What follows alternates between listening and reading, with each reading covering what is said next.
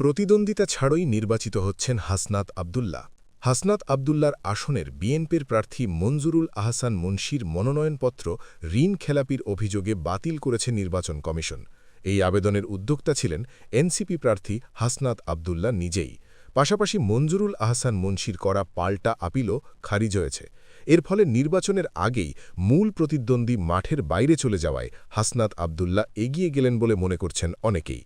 তবে ইসির তথ্য অনুযায়ী এখনও আসনটিতে কয়েকজন প্রার্থী বহাল রয়েছেন।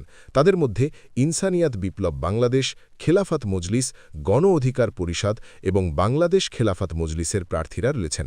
যদিও খেলাফত মজলিস ও বাংলাদেশ খেলাফত মজলিস ঐক্যবদ্ধ বাংলাদেশ জোটের শরিক হওয়ায় প্রার্থিতা প্রত্যাহারের সম্ভাবনাও রয়েছে।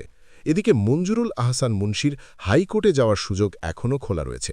আইনি প্রক্রিয়া শেষ না হওয়া পর্যন্ত বিনা প্রতিদ্বন্দ্বিতায় নির্বাচনের বিষয়টি নিশ্চিত নয় বলেই মত স্থানীয়দের।